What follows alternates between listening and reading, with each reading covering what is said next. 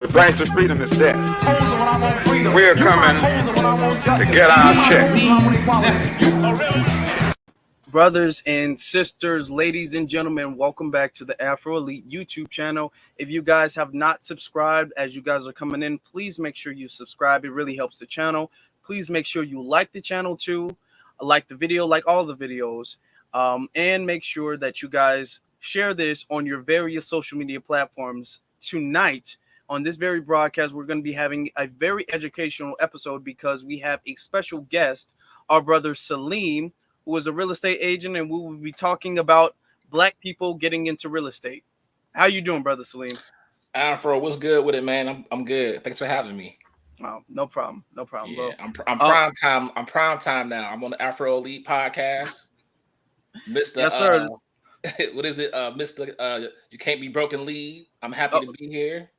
Yes, yeah, definitely. If you got a lead, you got to get your finances up. That's what I'm about. That's what we talk about. That's right. We're about here. So real quick, since we got to kind of hit the ground running, because this is a busy brother. You know, this brother's out here building generational wealth. So let me ask you, how long have you been into real estate? Ooh, good question, Afro. I've been in real estate for, if I count my Ohio days,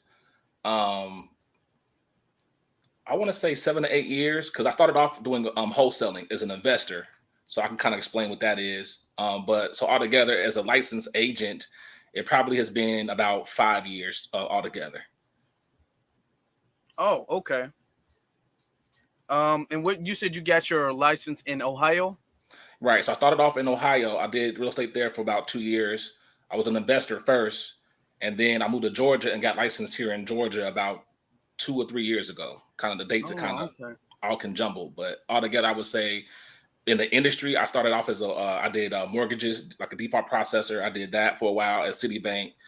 So I was always around real estate. Went to school for it. I have a 2-year degree in that as well, real estate. So kind of put a lot of years into real estate, I would say. Oh, okay. That's good. That's good. You know, you need your time and dedication into things. So, what got you into real estate? Really, it was pretty much the money and the freedom.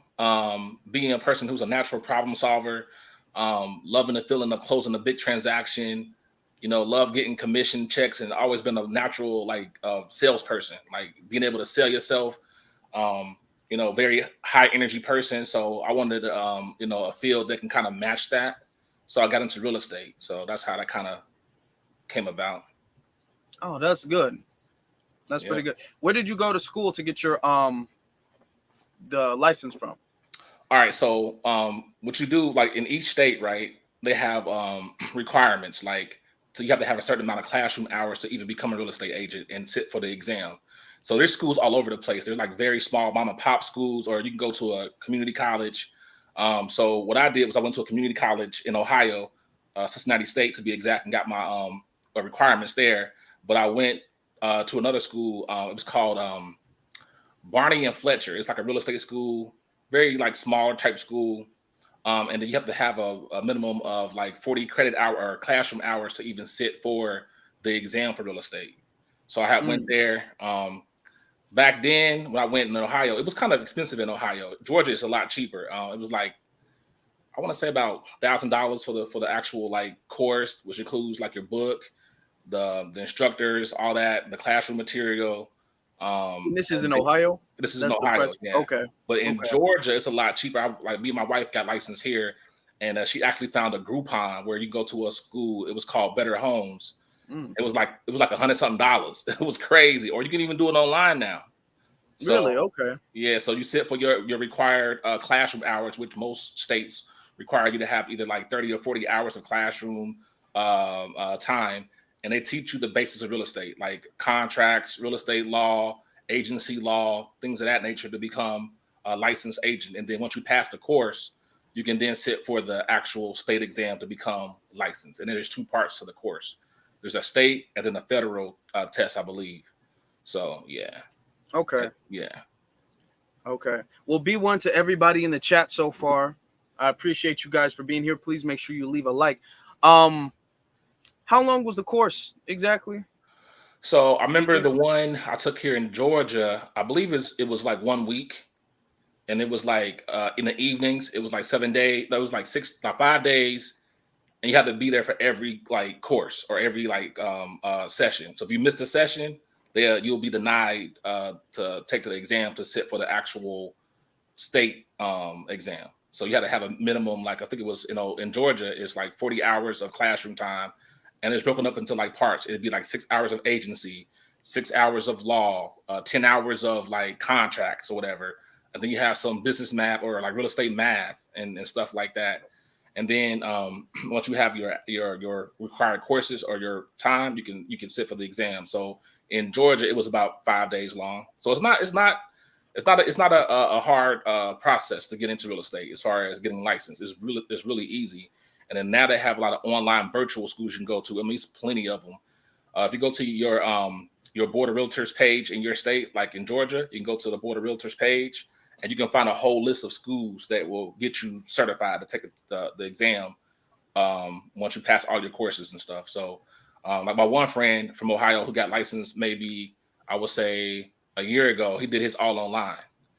Some kind of 360school.com or something like that. And it was all self-paced online, and took his test, passed first time. So it's not hard to get into real estate as far as being an agent, which is different from being an investor. So there's two different paths to go through with real estate. So Okay. And I'm glad you asked that question, because I was just about to ask you, how do people get involved in that? What websites do they go to? And I believe each state has their own little their own unique website that's registered to that state, or yes. own course that's registered to that state. But you brought up a good point. What is the difference between being a real estate agent and a real estate investor? Okay, good. That's a good question, because this is where people kind of get things misconstrued a little bit. When you're an investor, I would say you have more freedom. Meaning, as an investor, right, you're not bound by any kind of agencies. Like me being licensed, I'm bound by the Board of Realtors to have a certain level of ethics when it comes to dealing with clients. I got to take like continuing education classes every year or 6 months to keep abreast of my real estate practice, right?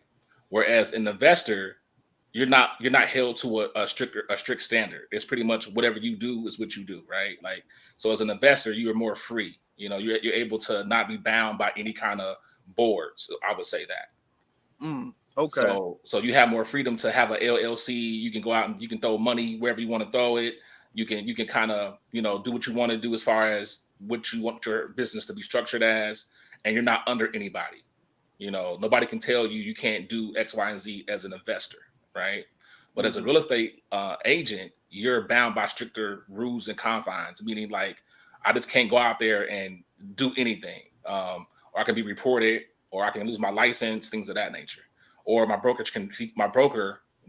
who you're under, they can actually drop you. But as a licensee, you're still independent. You're not like, you don't have a boss, because everything is self-paced, everything is on you. So if your business doesn't grow and move, it's because you're doing something, right? But I would say, like I said, as a investor, you have more freedom. Whereas if you get a license, you have more rules and regulations you have to follow when you're licensed. Okay. I have a few questions now. What does it take for an agent to become an investor? That's my first question. Nothing. Like for me, my strategy is I work with a lot of investors still. So investors who have like off-market deals, or investors who want to buy properties or list them in MLS, which is the multiple listing service. And they want to like attract buyers to their investment deals. They will hire me, and I'll list it for them in MLS, right? But as far as as a real estate being an investor, is you can still wear those hats. It's just more communication with your brokerage, telling them like, listen, I'm also an investor. I'm doing wholesale deals. As my broker, will you allow me to do X, Y, and Z at your brokerage as an investor? So this is more communication and paperwork that's involved when you're getting in it as an agent / investor. But it can happen. Like for me, when I get commission checks or whatever, or close deals, I'm always trying to invest and buy my own properties, or trying to find some land or some property I can buy myself. But when I buy the properties, I have to communicate to my broker that I'm doing this, because any transaction I do in real estate, they got their hands in it pretty much. Like they want a piece of that. So I'm under a contract with my brokerage to say, hey, if I do anything in real estate, I promise to cut you your percentage and I get this percentage. Whereas an investor, you don't have those. It's all on you. You don't have anybody asking, break me off this for closing this transaction or this deal. So, but you can still be an investor and an agent. It's all about your brokerage and communicating to your broker what you want to do in your strategy while under that brokerage. So it can be done. It's just more communication. So the broker is like kind of like an agency, so to speak. Right. So I have to use this term. I'm going to try to be, because I'm professional now. Like I can get real ignorant, but I'm trying to be professional. So I look at it like this. It's like pimps and hoes, right? Excuse my language, y'all. I'm sorry, but this is kind of the best analogy. When you're a broker, you're a pimp. When you're a real estate agent, you're kind of in the hoe position, because my thing is you have to answer to your brokerage about things you do as far as real estate. Now you're still independent. You can still out there and do what you want to do, but a broker is like the big dog. A broker is the person, he oversees all his agents. He has more responsibility to his agents, meaning like anything go bad as far as a client gets mad or they want to sue you for something that happened. The broker has to have insurance. He's liable for anything that the agent might do, things of that nature. So the broker is like a top dog. He's on the high level of the food chain. It's broker and then it's agent, which is a salesperson pretty much, right? So so hopefully here in the next couple years for me, I can sit for my broker exam, because I've been licensed here in Georgia for almost coming up on 3 years. So I'm almost to a point where I can become a broker here in Georgia. So I might consider doing that. Congratulations on that. Yeah, broker is the top dog. Okay. And I'm glad you broke it down in that analogy. I understand that you are a professional man, but some people who are just hearing about this, they might be unfamiliar. So there are pros and cons to everything in every position, right? What are some of the pros? Now you've explained some of the pros and the cons to being a real estate agent.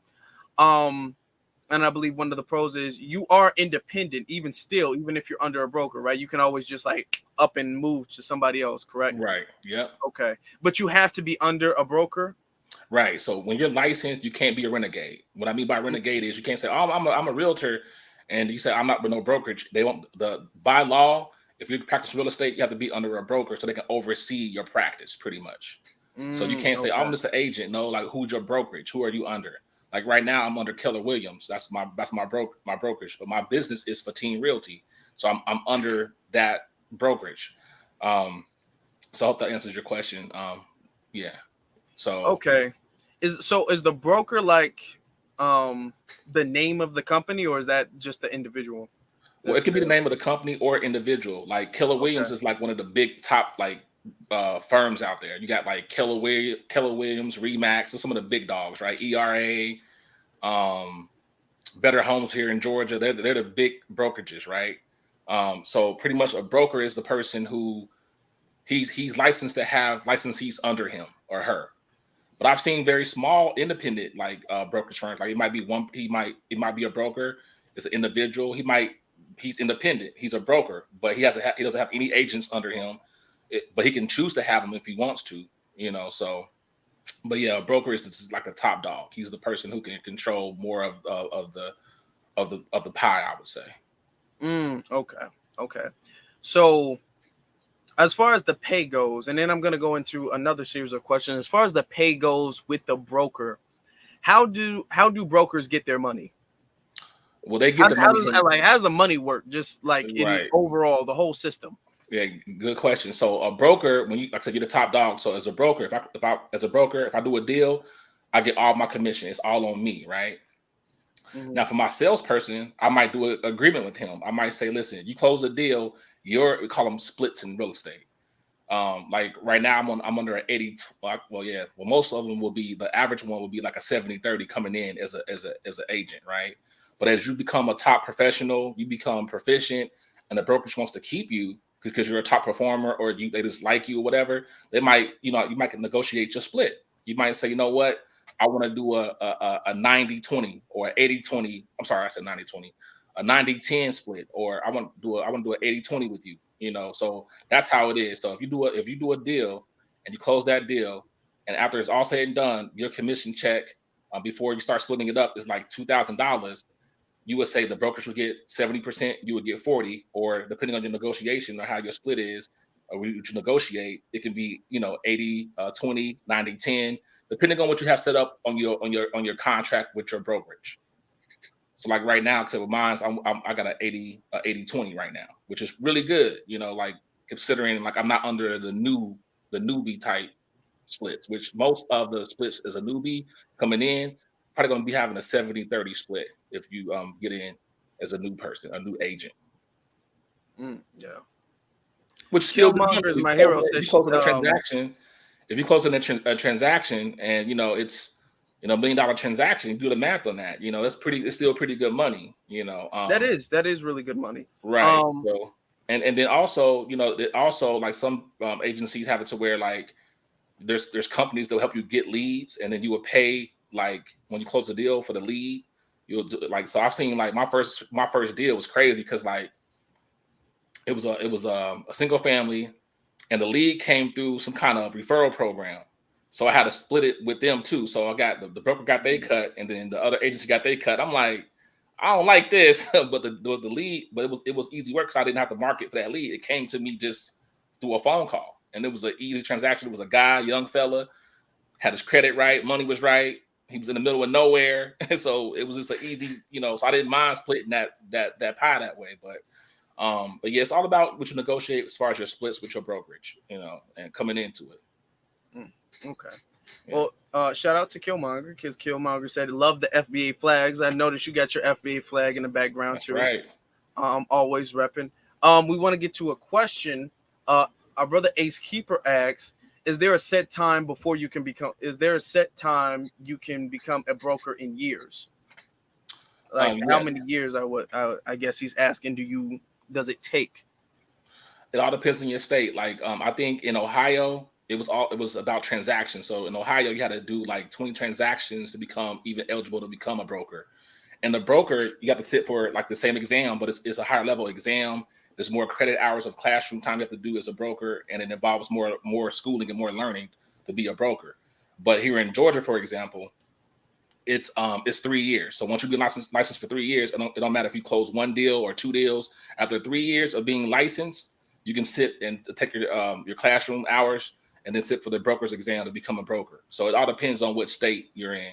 I recommend anybody who's doing it, trying to get into real estate, use your smartphones, go to Google, look up your laws in your state. And it's really easy to find when you put it in Google, like put in real estate Georgia, real estate Minnesota, wherever you Chicago, and you get it'll take you right where you want to be, and you just read information about like the requirements in your state to become an agent and a broker.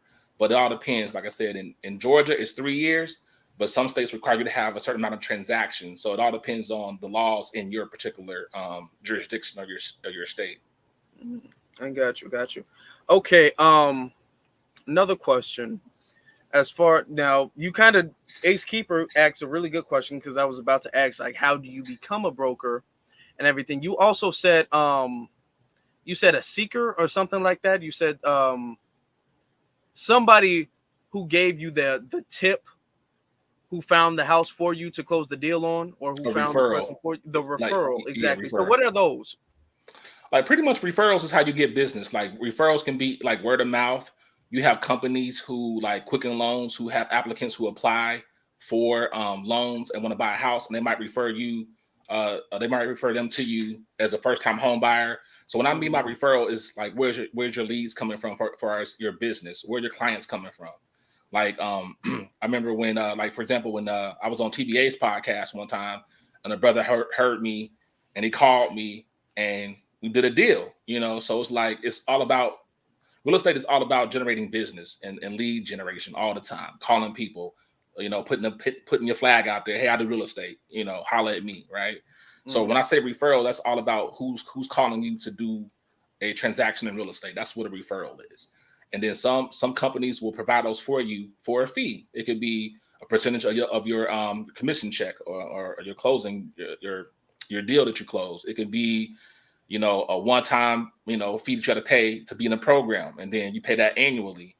It could be, I seem like there's people who sell software that links with like Zillow and Redfin and what's the other one out there? Zillow, realtor.com, right? So you pay like these fees or whatever, and they just send you leads, but you pay a yearly subscription for that. And it's not cheap. I would say for me, the biggest shock was the amount of money you spend as far as marketing, your business cards, suits, outfits to wear, photos, headshots. So that's what kind of threw a wrench a little bit for me. It was a hard part because when I first started, I didn't have a lot of money to really do a lot of that stuff, right? So I had to use the free opportunities, talking to people, going to Home Depot, giving my card to people, networking, free events. So I do a lot of that still right now. But that's the thing I would say is what a referral is and how you will generate business for your real estate empire. Okay, that's good. Couple questions off of that. How much do you give your referrals? Like if you got a referral, you close the deal, it was a good deal. What percentage? I know you still have to give a percentage to your broker, like always, but what percentage would you, cut off to the referral?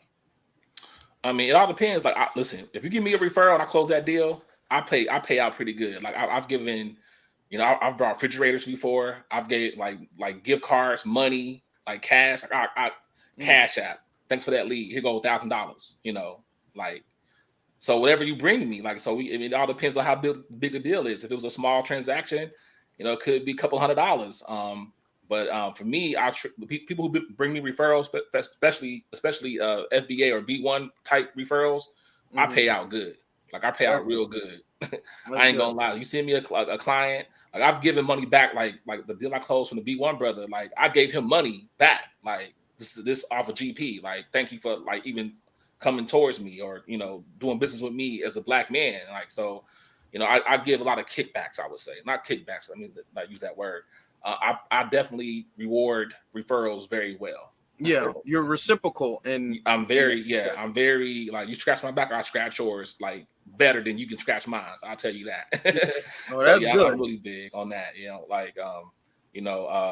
I gave like one of my clients, when I closed a deal with them, it was a black client.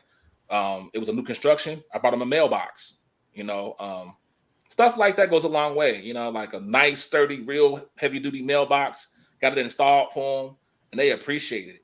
One of my partners, he does televisions, big screen TVs, and he'll get them mounted for you.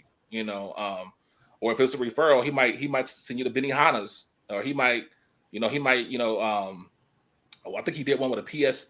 It was a PS5. So agents get real creative when it comes to referrals and how we get them and what we do to reward those who are bringing us business. So if you out there and you got a person in Georgia that wants to buy a home, Saleem treats his referral people very, very good, like extremely well. We see, and he's a B1 FBA brother, and we will. I came here a little bit late, but with his permission, of course, we will be putting forth information to his. He's in Atlanta. We'll be putting his, like, if you have like a website, if you have an email or anything like that, you can actually. Why don't you put it? You can give, if you have an email, you can like type it in a private chat, and then I can link it to the top of the thing. So that way, if anybody has anything, you can send him an email or whatever. Don't harass the brother, please. Don't be all like, Brother Saleem, where'd you get that flag from? Or I see you got a hat on. You were with the wrong football team. Don't be blowing the brother's phone up. He's a businessman, but yeah, we can definitely get you that information. Especially with the referrals. Now, my second question about the referrals is, what are the best type of referrals to you? Oh, I love the grassroots stuff, man. I'm a grassroots person. Like I love the referrals that people come like, hey, my cousin is, he's doing X, Y, and Z. Could you holler at him? So mine is the ones that come via word of mouth. I love those kind of referrals because I know it's a lot more personal and it's more guaranteed, I would say. Like nothing's guaranteed in real estate, but I would say like those are the ones that I feel confident that you already did the hard work for me. Like you spoke me up, you felt good about what I can do, and you told your friend or family member about me or coworker about me. I love those because it's kind of like those are the ones I know that are easier to deal with because I know I'm the groundwork has been laid for me pretty much. Like I go in there just to give you a call and say, hey, I'm Saleem from so and so, and you know your cousin told me to holler at you, and it's like it's real organic, and I love those because most of the time those be the ones that end up working out because they're the ones who are serious. They ask the right questions.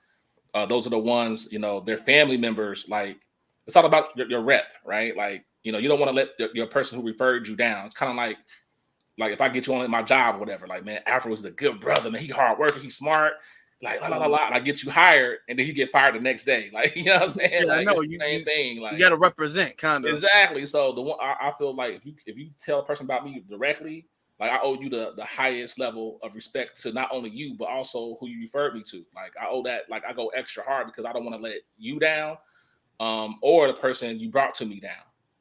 So it's a high standard. And I think that's a standard for as far as being an FBA business owner or B1 business owner. We have to have that level of like you are priority. You know what I'm saying? You not, you know, when I call you, I'm respectful of your time. Like I want to do some business with you, and I need you to tell your cousins or your family members about me. So I'm coming in extra. Like it's the same way the Africans do when the white folks come into their restaurant. Like you know what I'm saying, I'm that way for my black clients. Like I'm going hard, you know what I'm saying. So yeah, I like those ones, the word of mouth ones. Yep. Yeah, definitely. Okay. Someone asked a question. D Reed asked, do you do business in West Point? Like West Point, like is that in Georgia? West Point, Georgia? Like West Point, like that's kind of like West Point. Like I know there's a West Point area here. Like so for me, when it comes to being licensed in Georgia, I can cover the whole state of Georgia, whether it be Macon, whether it be East Point, Georgia, or Decatur, or, you know, whatever areas in Georgia, I can cover it. Okay. Now, if you're in an area that I don't cover, like a different state, I can find you, you know, an agent that I will make sure it's FBA or however you prefer. That's going to do a good job and handle your transaction the right way and take care of you the right way. So if you're in like Chicago, I can find somebody in Chicago. If you in Arizona, I can find a person in Arizona. Wherever you're from, I can find a person for you. Yeah. Okay. Another question. He says, I learned a lot. LA or not LA. Atlanta has a lot of immigrants now. What do you have to say about that? Yeah, absolutely. You know, it's really sad with what I would say FBAs are going through as far as real estate and housing is concerned. There's a lot of homeless going on here in Georgia right now, and a lot of them are Black people, and it's very hurtful. I ain't gonna lie, it's really sad to me to see the condition that we in. But yeah, a lot of immigrants here in Georgia, a lot of immigrants, and they're in pockets and clusters too. So I would agree with that. A lot of immigrants here in Georgia, a lot of immigrants. Okay. That's a shame. It says, just what do you, he asks also, what do you specialize in? Oh, great question. Great question. So I don't do any commercial at this time. I only do residential. I don't do any rentals at all either. So if you're looking for a rental here in Georgia, I don't do rentals. So this residential is what I focus on primarily. Okay. Great question. Okay. That's a good question. Thank you for asking those questions. Is Pittsburgh PA listed? Is that something you're familiar with? I'm not really understanding the question. Listed, yeah. I don't know what that like. What? Because that's in what, Pennsylvania, right? Pittsburgh, Pennsylvania. Right. Yeah, he's in Georgia. Maybe you might have thought he was from someplace else. Yeah, I don't know what he means by PA being listed. I mean, that's I mean, I don't have any listings in PA because I'm not licensed in that area. So, but no, but you know, you can find a agent in PA. Or you can find property in PA. I'm 100% sure of it. If you you know need me, I can refer you to somebody. Okay. But like I said to the audience, we will be putting his information. Let me get that will be available. So if you guys have any questions or if you guys have any referrals or want to buy a house or anything like that in the Atlanta area, you guys, or Atlanta, not Atlanta area, but Atlanta, you guys will be able to contact him directly. But you can ask whatever questions Another question. Oh yeah, ask the questions in case if while you got the brother here, you know. Why no renting? Well, Was so Lex talk. He was at yeah, Lex. good question. Rentals, because the rental game right now is a lot of waiting. The market is crazy right now because a lot of the restrictions around getting a rental. Dealing with people who are trying to get rental properties, from my experience, it's a lot of headache, in the sense of, like, here in Georgia, right? The rental market is crazy because they want you to have like 3 times the income. There's a high waiting list to get in some of these places. If you have any kind of evictions or low credit scores, it can be a problem. They check you harder now to get a rental property or a rental than you actually buying a home sometimes. Like, it's getting to that point here in Georgia. So I just decided I'm not going to do anything with rentals, because it's just, at this point, it's just too much red tape regarding it, especially here in Georgia. Like, I mean, the eviction rate is very, very high. Folks are getting evicted. You got gentrification happening right now. So I just don't do anything with rentals, because also there's no money in it for me, because they don't want to pay you when you do a rental. It's like 10% of like the first month's rent, a couple $100. So it's not worth it for me to put the effort into doing rentals. That's why I don't do them. Okay, that was a good question. Another thing, D Reed, he asked, I'm 3 bedrooms with and a half, 1/2 bath available. I believe that he's in the West Point area. He needs to inbox me. We need to talk off here, and I can answer that question. But I'm sure there is. Just say, if you have any questions like directly towards him, I guess this section will be for just general questions about real estate. But if you're looking for anything directly, you can contact him directly about that, for that. My other question too, as far as like the specialties and the different type of specialties when it comes to real estate, like commercial real estate versus what you said, residential real estate and renting. What is necessarily the difference between a commercial like what are the difference between all the categories of or specialties of real estate? Well, residential is a lot more easier to deal with. I feel like less paperwork. Where, as far as commercial real estate, like Tariq, he's going through that right now. It's a lot more involved, lot more inspections, a lot more looking into your background, not background, but like your business, your LLCs, where your cash is coming from. It's a lot more involved for the commercial. But there's really no difference in this. It requires more expertise as far as how to close that kind of deal. So I stay in my lane, which is not commercial, but residential. But commercial, it's the same thing. It's just different levels, different requirements, paperwork, different inspections, different kind of closing types. So that's pretty much all it is. But I don't do commercial like that. I can, but I just stay in my lane. But if you need a commercial real estate agent, I can do that. But I usually partner with a person that I know is more of an expert with that I trust to help me with those transactions. If you want to get anything commercial, so if you're looking for a spot to have a museum or a restaurant, anything like that, I can still help you with that. I can. So what makes a building? He says, just answered my, okay. So you just answered, I guess, the other question. What makes a building a commercial building? I know Tariq is buying a museum, so of course you would imagine that's a commercial building, but what's like the difference between having like a small restaurant or a big restaurant, or you know what I'm saying? Like what exactly is the qualifications to make it commercial? Right. So that goes back to zoning. Like, so it all depends on what the building was intended to be, right? So if it's a restaurant, it's a storefront, you might have like a pizza oven in there, right? You might have, a dishwasher installed in the wall or something like that, or you might have microwaves put up. You might have different kind of lighting and vents. So that makes it different from a residential because it has a certain intended use. It's called intended use, meaning like, what do you intend to use this building for? A lot of times, if you look at commercials, it's bigger, right? You have some commercial buildings that have like a hatch or a door that you can pull a big semi truck into it, and like little holes or gates, whatever you call those things, or like I can't think of it right now, but it's commercial. It's all depending on like the intention of the actual the building. Like what is it designed to do? You know, like what is it for? Like a museum might have a lot of glass, and you know, it might be spacious. Whereas a restaurant, you have the storefront, you got ventilation, you got stoves in there. So it's all about intended use of the building. And then also certain states have laws and requirements that you have to abide by when you have a commercial property. So you can't use it like, okay, I'm gonna buy this old bank here and turn it into a condominium. You can do that, but they might have zoning requirements that you say, no, you can't do this. Or you might have a historical building that can't be torn down or something like that. So it all depends, but commercial is usually more so business oriented. Like I'm getting this for my t-shirt shop, or this is going to be my restaurant, or this is going to be my bar or hookah bar, or whatever you do, right? So it's all about the intended use of the building, which makes it commercial versus residential. Residential, in most cases, you're gonna live in that, or live in it, or rent it out. Most cases, if you're doing anything under the residential umbrella. So yeah.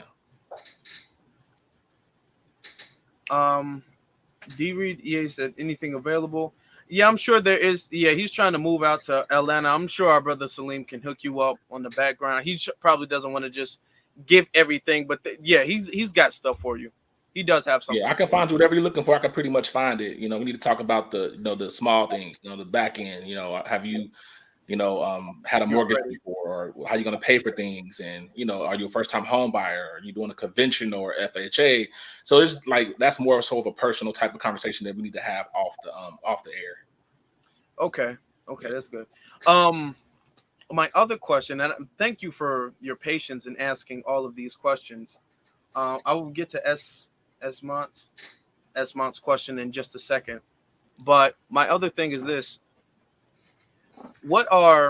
And to switch gears a little bit, when people hear about real estate and people see like the glamour and you living in a penthouse and everything because you're a real estate agent, a lot of that stuff, people don't achieve that right away. People got to go through the bumps in the road to kind of get to that level, to get to that successful level where they have experience. So is there anything that you would advise certain people not to do when they get into real estate? Or common mistakes that people make? The common mistake, I think, I'm just speaking from my own experience, whether you want to go into it full-time or part-time, you know, also having money saved up before you get into real estate, you know, have a cushion if you decide, hey, I'm gonna quit my 9 to 5 job and become an agent full-time. You know, some of the things I made a mistake on.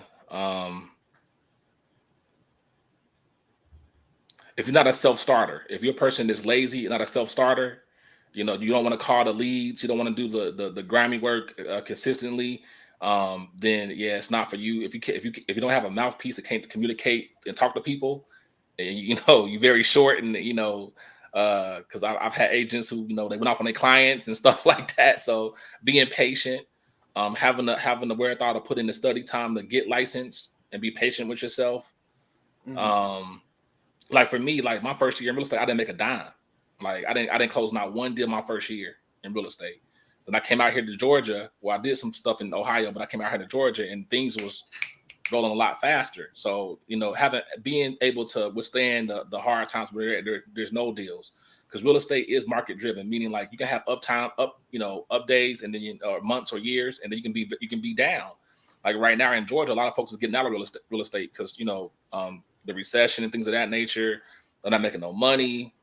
So the brokers right now are being real nice to folks. Like, listen, just stay on board. It's going to get better. I'm gonna cut your rates or your fees, you know? So, but yeah, coming in with a game plan, I would say do a business plan before you get into real estate, and what your goals are, you know, like sit down and really think it out. Talk to your real estate professional and your friends who are already in the business, like, and take notes and ask the right questions is what I would say. But I would say also going back to your personal financing, your credit, you know, is your credit right? You know, like personal credit, like is it good? You know, so that way, when it comes time for you to get into an investment, put in your investment hat, can you do things, you know, using your credit, you know, things of that nature. So, you know, it all ties in. But I would say if you're a person that's a self-starter and you're motivated, like real estate can be very, very good to you. It's like the kind of business where you put into it what you get out of it what you put into it. If you're a person that's going hard body with it, you're gonna see the results. You're gonna see the results. But if you like, halfway in, halfway out, it's gonna be a little bit of a challenge for you. Or if you coming in at part time, not full time, talk to your family. Like talk to if you're a man or you're a woman with a husband or a man with a wife. Talk to your loved one because you might be living a good career to want to go into a situation where it might not be successful. So you leaving your good paying job to go into real estate full time and it don't work out. I've seen that happen, so there's a lot of things you got to kind of consider before you even get into it, I would say. Yeah. I want to get to some of the questions real quick, but that is a good point. I know a lot of people when they first get not a lot of people, but I know some people when they first get their license, they like, bam, they forget everything. I'm 100% focused on this, and they're not ready yet, or maybe it's not the time yet. We're gonna get into that in a little bit if you have a little bit of time. One question, and can you give me your email address or a number? Yeah, let me get that together. I'm sorry, I should have got that together for you chat. before I got on. Let me put that in the chat real quick, or the inbox. Yeah, well, he's gonna do that, and then if you guys have any questions, you can give him your information in his email. But let me read off this one question while he's doing that. Esmont asks, are you affiliated? Are you an affiliate? Of any of the medical professional grants for nurse practitioners, RNs, physicians, for example, nurse next door programs or other similar programs? Good. You're asking that. Yeah. Okay. Great question. Yeah, I am. I've done the nurse next door program. I didn't like it. Wasn't a big fan of it. I'm not even gonna lie. I felt like they wasn't helping the process at all. But I am familiar, and I think I am registered with them as well. So yeah, I was with another program in Ohio called NACA. But yeah, I'm not a big fan of them, to be honest. But I will work with them though. The reason why I say that is because they get in the way. I feel like sometimes, like it's kind of they have all these other requirements on top of you trying to actually close the deal too. Like personal requirements of their programs that I feel like it's crazy, like it's and a bunch of red tape sometimes. So I tend to try to shy away from those programs. But my thing is I'm willing to work with them if need be. But I do find that they require a whole bunch of stuff that sometimes it's not even really, it's their own personal things that they want from the actual client. That's not even required for me to close a deal or get them moving forward in the transaction process that I feel like causes problems sometimes. But I will work with them. Esmont says, thank you for the super chat. Great broadcast topic, Brother Elite, Afro Elite. Thank you very much. Also, I gave the email to Nikki, our mod Nikki. So she will be putting it in the keep saying jumbotron. She'll be putting it in the chat room very shortly. So that way, if you guys have any personal questions, you guys can ask. But I wanted to say, and I'm glad you touched on this because this leads me to the next question. I'm going to be wrapping it up because I understand that you got a lot of business you still have to handle. But as far as like the situation we're in now, I'm hearing about the recession and gas prices and everything going up, and people aren't really buying houses anymore. Yeah. So as a real estate agent, what do you guys do in times like this? Gotta, like for me, I'm in corporate America still. So I have my corporate America job still that I work. I do, I'm in IT, so I do that as well. A lot of agents get into other stuff, photography. They might, get into doing Uber, things of that nature, or going back to work. So, or some of the agents who are real successful, what they do is they save for rainy days. They plan ahead. They know that, hey, things are slowing down. I'm sitting on a good, $100,000 in savings or whatever it may be for my commission checks or commission money. I'm gonna ration it out. I'm gonna figure it out. You know what I'm saying? But the ones who are in it, like who are still doing real estate, trust me, those are the diehard ones who are they've been in it for a long time and understand like this is a long game. You know what I'm saying? So, but yeah, most agents when it gets real slow or low, like they start going back to work, finding other things to do.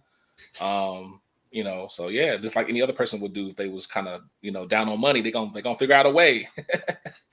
Hey baby. Yeah.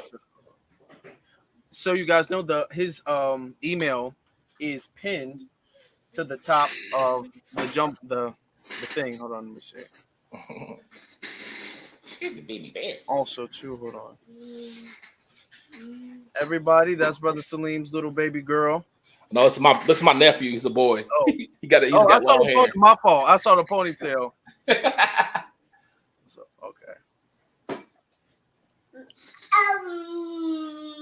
Good. Your nephew came in here. Your nephew was inspired by your hard work. Yeah, he definitely. He's up and coming. He's the next CEO of Team Realty. He's the future right here. Okay. Let me ask you. So we touched on this. Can you get him for a second, babe? Okay. My bad, Afro. Go ahead. No, it's cool. You gave me the link to your Facebook. It's taking a while for me to copy it. Don't know why. Now I'm saying I must be logged in. Let me copy. It says save as link. Copy link. Okay, there we go. Let me put this up here as well too. Oh, everybody loves the baby. I got people who have extreme baby fever over here, so you got a lot of points with that. But I'm glad that you brought this up. So, the people who've been in it for a while, pretty much, they got a little bit of savings. The people who are new to it, they kind of have to do a side hustle or something until the market is better for real estate. So go ahead, my bad, brother. Now it's starting to get crazy around here. That's why I only got an hour because it's starting to get crazy around here. It's fine. It's fine. We'll be wrapping it up shortly. But question: where are some of the best places? I know you said you moved to Ohio to Georgia, and then you got your license in Georgia. Did you move to Georgia for real estate?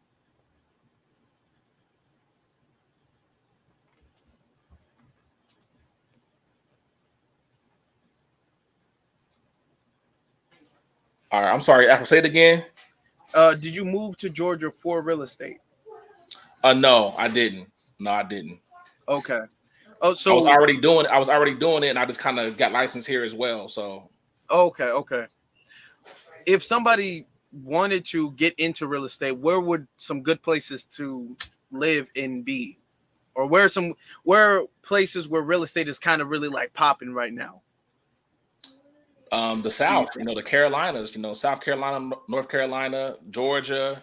Mm-hmm. I'm a big Midwest fan. I don't know. I mean, I'm from the Midwest. I love Chicago and those areas. So pretty much it's wherever you at, to be honest, because real estate is all dependent about, it's all about, your drive and your hustle. You know what I'm saying? It's not about like where you I mean, certain regions are hotter markets, but I wouldn't say that you couldn't be successful in Chicago, or if you was in Milwaukee or whatever, you know what I'm saying, or Ohio. It's all about your output and what you're doing.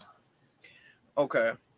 Another question, and I know I keep saying we're going to be wrapping it up, but we've been spitting such good game this whole broadcast. You got me. As far as selling yourself, which is, I feel, a big part of real estate, and as you illustrated too, a big part of closing deals and stuff. When you have people who are like kind of on the fence, they kind of want it, kind of don't want it, and you really have to sell it to them. And as far as becoming a good salesman, because you can be very intelligent, know all the laws and the rules and all of that stuff, but you might not be a people person or a good salesman. So how does one become a good salesman? Ooh, that's a hard question, man. You know what? Like for me, man, it was all about like a lot of self-help books, the Rich Dad, Poor Dads. But it's all about your self-esteem. I feel like if you're a person that just naturally, loves yourself, you understand Black empowerment and who you are as a person. And Tariq exudes that a lot. I feel like I learned that from Tariq a lot. Like just being confident in who you are as a person. And then people are gonna believe whatever you selling. Man, I like his energy. I like the fact that he's always upright and the way he carry himself. You know what I'm saying? Mm-hmm. But for me, it was more so like just a lot of self-help books. I don't know. I've just been a natural person that always like to get into like sales and like sell things. Like if you listen, whatever I'm buying, it's the hottest shit out right now. You should get it. Like if you don't want it, fine. Next, what I'm saying. So it's one of those things where if I feel like you can cultivate the salesmanship part of it just by trial and error, like constantly being consistent. You know what I'm saying? Like, and all sales is this, getting told no a lot of times until somebody tells you yes. It's all it's about. So if you good with this hearing no a lot, eventually somebody gonna tell you yeah, like I fucks with you or I rock with you. Excuse my language. No, you're Say whatever you want here.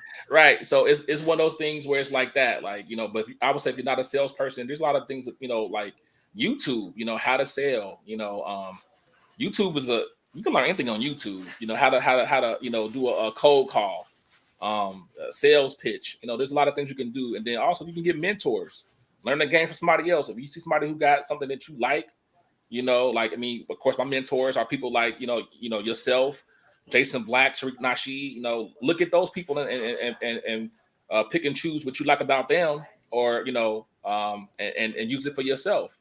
You know, I like the way, you know, like Tariq, he's a natural enterpriser. He gets out here. I got my mace. He's selling, you know, the FBA flags. He got documentaries and books, all that. Like, that's inspiring to me. You know what I'm saying? So, so my thing is mentors. You know, who you around. Find you a person that you feel like is an expert in what you want to do, and have them mentor you. Okay, that's good. Because a lot of people I know naturally, some people are scared, especially their first time getting into real estate, you know, asking people to, you know, buy a house, or if they're interested, I know, making the phone calls, because you don't want to come off as annoying, but you do want to be persistent. But, you know, you don't want to come off like, oh my God, kind of like, get the hint, leave me alone, you know. And it can be discouraging, especially when you're first starting off. I'm sure it can. And that's the part I think in real estate that makes folks get out of it, is the hearing the no and the rejection, especially dealing with, you know, sometimes you know, Black people, sometimes it can be a little challenging, but you got to be a lot more patient with your Black family and stuff like that. But you're gonna hear no a lot. You're gonna hear no a lot. So I think that if you get used to it now, it's not personal, it's this business. Like Nino Brown says, nothing personal, this business. So you're gonna hear no a lot. Like, I'm calling a person and say, hey, I want to do X, Y, and Z. I got approved for X, Y, and Z. And I call them, and it's like, oh, you know, they answer the phone, you know, but I don't get discouraged. I just can be persistent. Like, hey, you'll come around, you know. I'm gonna keep you. It's called a drip. You're my drip. I'm gonna keep calling you, and I'm gonna email you. I'm gonna say hello. I know when your birthday it is, so I'm gonna send you a birthday email or something, or a birthday text. Hey, what's up? You know, it's just being persistent, man. But you're gonna hear no a lot, though. You're gonna hear no a lot, but that's okay. But it feels good when somebody says yes, you know, and all you need is one yes, and that could be a big deal for you. So, you know, you're gonna hear it a lot, but it's just about having tough skin, keeping it pushing, you know, overcoming naysayers. You know, like I say, going back to Tariq Nasheed, he inspires me a lot, because, you know, when the museum was popping off, you know, it was, oh, he ain't gonna get it. You know, what's that museum, nigga? You know, things of that nature. And it's like, he just kept it pushing. Like, I'm gonna keep pushing. Like, I ain't studying that. It's gonna happen for you. You got to believe it's gonna happen for you, and it will. But that is the hard part about real estate, is the constant rejection. Like, if you're a person that can't take that very, very well, you know, I feel like this field will help you with that. You know, like hearing that no, and I ain't got it, or maybe next month, or, you know, holler at me in about a year or two. You know, you're gonna hear it a lot, but you just got to stay with your family. You know, keep calling them, keep reaching out, and get okay with hearing no a lot, and you'll be okay. Yeah, you'll be fine. Yeah. That's true. That's true. Stay consistent. That's one thing I constantly keep peddling. One of my main messages is being consistent. Consistency is the key, is one of the keys to success. You want to be consistent at anything, real estate, school, business, anything, working out, anything. You have to be consistent with it. So the no's will definitely be discouraging, and that's probably what you're going to get most of the time, realistically. Unless you're like this famous, unless you going into like commercial, which are people really looking for you. But a lot of times you're probably going to get told no in the beginning, but that's okay, you know, because that's how you build yourself. Right.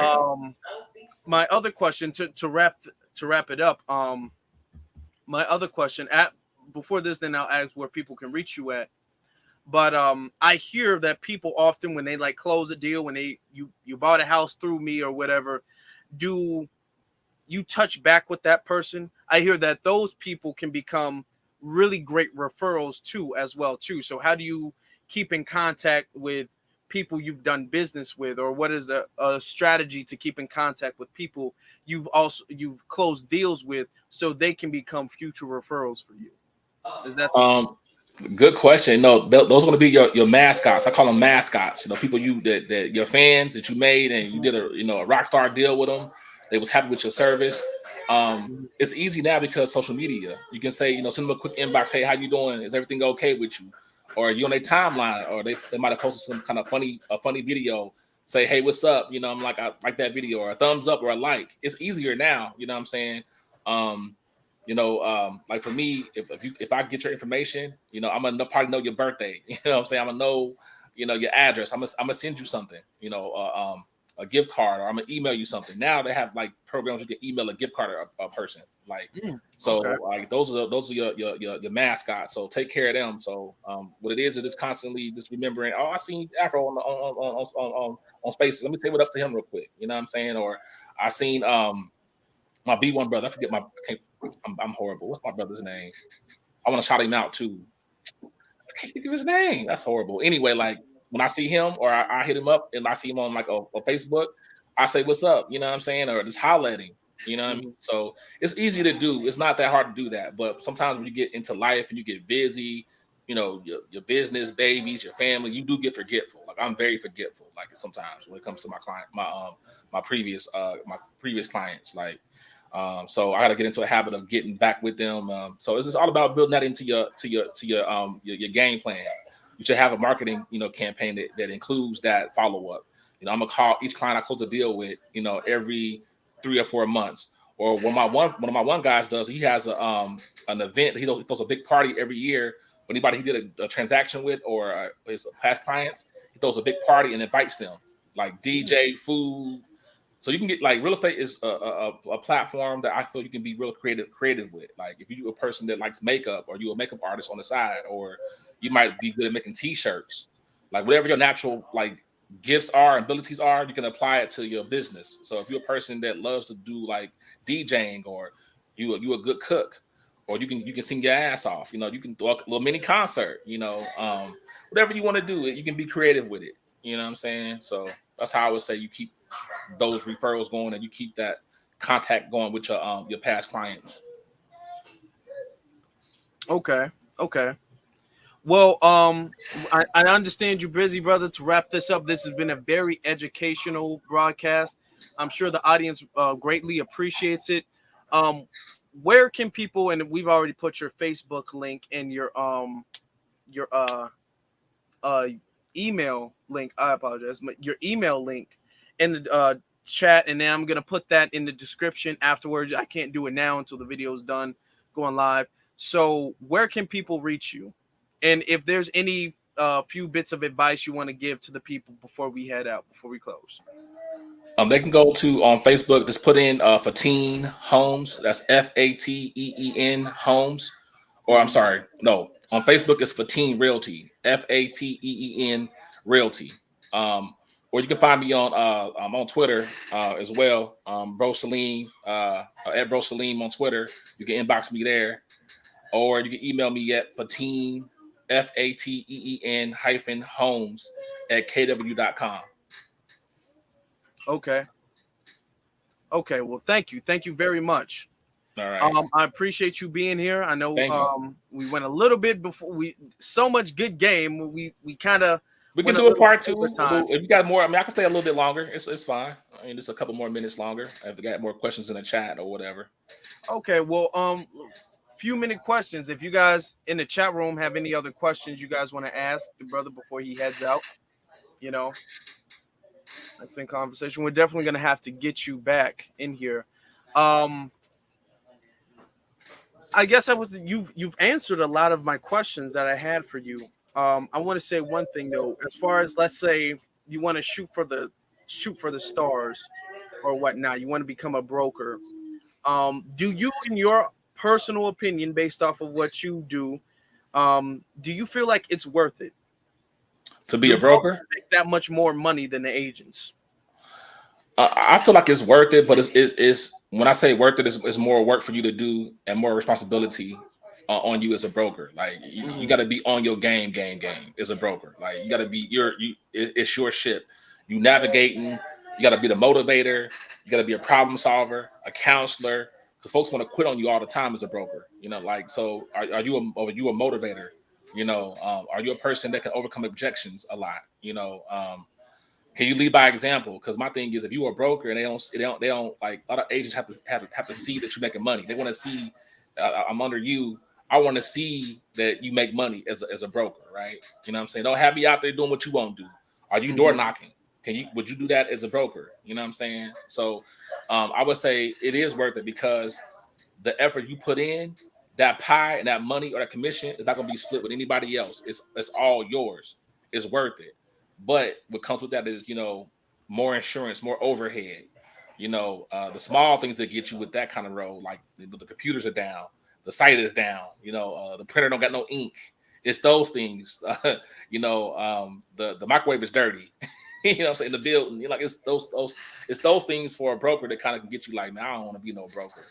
Like I don't want to be responsible for people. I don't want to have to, I'm not your babysitter. Like if I can't motivate you to get this money, nobody can. But as a broker, I feel like it's worth it to become a broker. I want to be a broker because I feel like I want to be able to put on other FBA and B1 agents, who want to come and get down with me. You know what I'm saying? Like, hey, I want to be on your team. You know what I'm saying? Like, so I feel like it's worth it. But I've had professionals like my mentors who was rock stars, man. Like, as agents, like, man, listen, they teach in schools. I'm like, man, I don't want to be no broker for what? Like, I don't want to do all that overhead. I don't want to do all that the rah stuff. I don't want to have to be, it's too much for me. So they want to be agents. My good teacher Al Rosser, Cincinnati, Ohio, my first teacher, rock star. You know what I'm saying? But he won't be a broker because it's too much involved for him. So. Yeah, and I can understand. Like, of course, if people, especially if you have like a family, you have children or something, Yes. you just might not have the time. Yep. Well, if they're young children, especially, you might just not have the time to be a broker. You might need to, not the availability or something like that. So, right. It could be a lot of things. There's pros and cons to everything. As a broker, the beautiful side is when the money's rolling in. It's the extra stuff you can do, sponsor the football team. You can sponsor things. You can, the money's right. You can travel. You can do things, So I see the beauty in the other side of the game as far as being a broker. It's like, if you want that lifestyle where you really free and independent and you making money and the lifestyle is there, being a broker is where it's at. Yeah. But my thing is, like, what comes with that is a lot. So, but it's rewarding. The payoff is the fact that, you can be able to live the life you want to live, and it's all yours, and you own and control it. And that right there that's being free, So yeah, that's good. Yep, that's good, Nate. And what are the requirements? I know you're in Georgia now, so what are the requirements to becoming a broker? You said wait 3 years. It all depends. It all depends on your state. Like in Ohio, when I was in Ohio, it was you have to have a certain amount of transactions under your belt to be a broker. I think it was like 20 in Ohio. I forget what it was exactly. But here in Georgia, you only have to be licensed for 3 years to become a broker. So how you find out what the requirements are to be a broker is go to Google, put in how do you be a broker in LA or wherever you're from, right? And you'll find it. They'll tell you the requirements. Or call your local board of realtors. You can call them. They'll tell you too. Or ask an agent in your area that's been in it for a while. They'll tell you too. Okay. So when you become a broker, this isn't even for the audience. You're making me curious, when you become a broker, how do you get people under your team?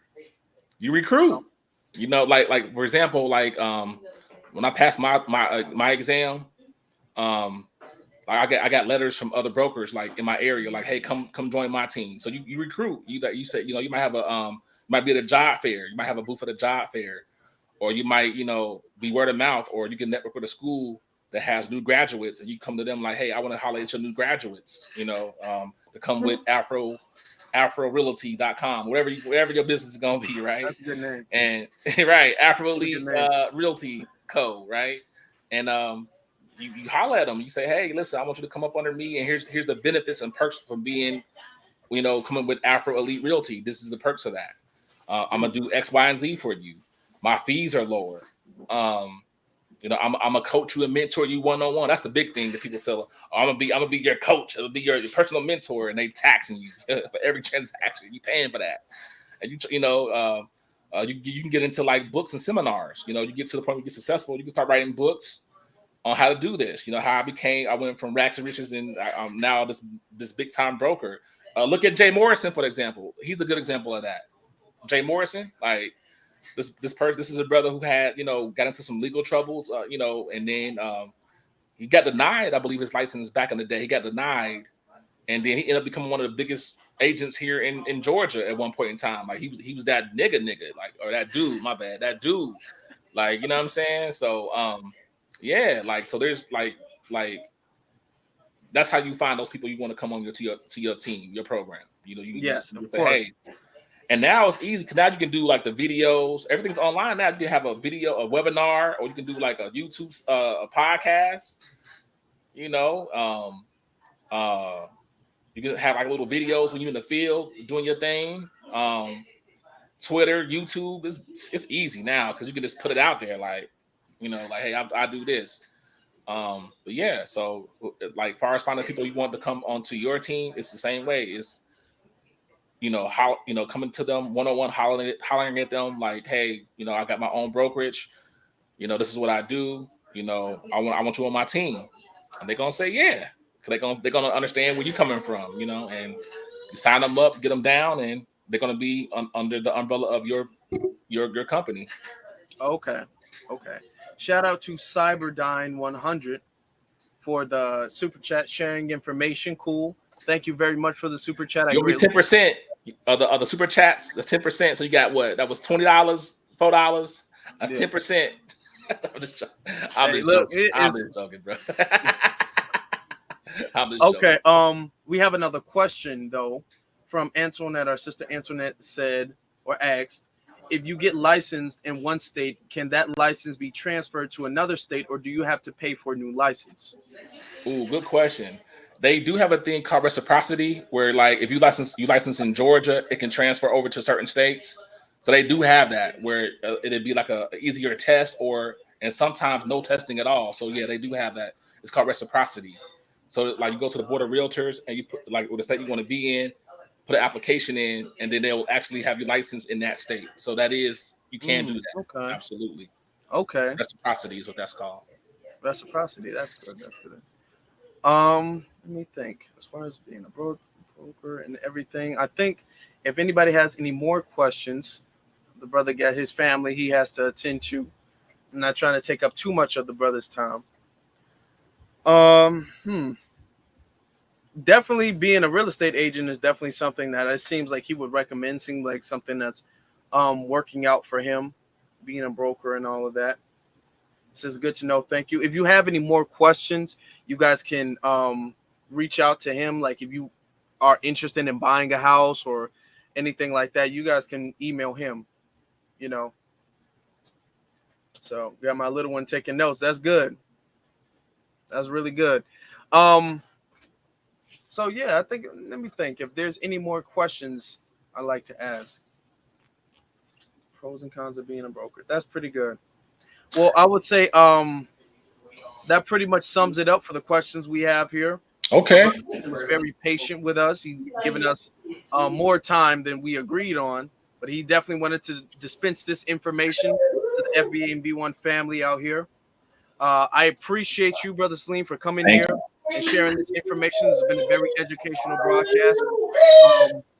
I'm going to put your information, like your email, your website on Facebook, your link on Facebook, and your link on Twitter as well too in the description after all of this is done. So if you guys are watching this on a playback, you're like, oh my God, I wish I asked him that question, or whatever the case is, you guys can follow him on his social media or whatever the case may be, and then you can say you can ask him whatever question.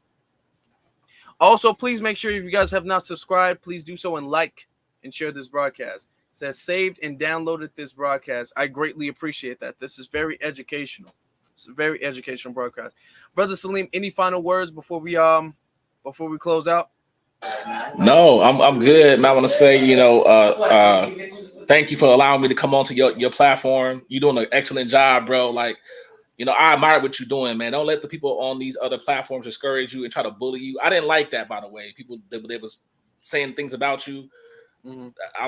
That was personal to me. I didn't like that, and I think that you were a new face in the B1 media, or the new black media. You're very intelligent. Like you're doing your thing, bro. Like you're consistent. You're articulate, and you got a real bright future. Whatever you want to do, bro. Like, and don't let any of these haters deter you from what you're trying to do. I see some things on these Twitter spaces I didn't like that was said about you that was really fucked up. I didn't appreciate that. And you know, you a star, bro. Like, and I think that you represent in the right way. I don't meet too many young men that's your age that's for black empowerment. You in your 20s, you sober, you upright. You know what I'm saying? This is a beautiful brother, man. And like, if you need anything for Brother Saleem, you got my whatever you need, fam. Just let me know. I got your back. If you come to Georgia, you need to hook up and meet up because I want you to you like family to me. You know what I'm saying? You my B1 brother, and you know, I appreciate all you doing. Your platform is growing and shining because you're doing the right thing and you're saying the right things about your people and you love your people. I know that's, you know, the case with you. You really love black folks, man. I know you do. And that's it. I land there, bro. But thank you for having me. Well, thank you for being here. Thank you, and for all your kind words as well. We definitely gonna have to have you back on the platform coming up soon. I know you're a busy man. You know, I appreciate you, brother. I really do. All right, man. Keep your head up, man. Like I said, hit me up as Fateen, Fateen Realty on Facebook, Fateen FATEEN -homes at KW.com, or if you can find me on Twitter at Bro Saleem. So you can find me there. Inbox me. So my inbox is open to anybody. So if you want to hit me up, I'm available. Actually, you know what? I'm gonna get my number out. I'm kind of afraid to get my number out because I want people to call me this serious. Nah, you keep it the inbox for right now. Yeah. Yeah. Well, inbox and yeah, man. Thanks for having me, bro. Oh, you're welcome. You're welcome. Thank you for being here again. But that will wrap it up for today. We'll let Brother Saleem go be with his family. That will wrap it up for today. Thank you very much, brothers and sisters. Make sure you like this broadcast. Save it too. There's a lot of information here. Save it. Subscribe to the channel. Come back next week because we have some more great content. We have some more great speakers as well too. A lot of information we got to get out there to the people. Shout out to Brother Saleem. Shout out to all of you. Special shout out to the mods, of course, like always. I will catch you guys next week. You guys stay safe this weekend. I understand it's going to be, especially in Chicago, there's going to be a lot of danger going on because you have some, you know, supremacists, the Mayanotes coming over here causing their chaos. So I want you guys to be safe this weekend, but have fun. Have a good weekend. And I will see you guys next week. Hold on. Are there any good FBA lawyers in Georgia that you're form relationships for closing sales? Real quick, do you sell property in he just left. I'm sorry about that. You would have to ask him that. If you're asking me if I know any lawyers in Georgia, no, I don't know any. The only lawyers I know are in the state of Illinois personally. I will reach out to see if you need something. Of course, I have my email and my social media. So if you guys need any contact with lawyers or anything like that, people ask me for that too before. Contact with lawyers and stuff. I know a couple of them. So you guys can ask me those questions and I'll see if I can get in contact with you for that. Yeah, watch out for the Mayanotes family. But until then, I will see you guys next week. You guys be safe. You guys have a good weekend.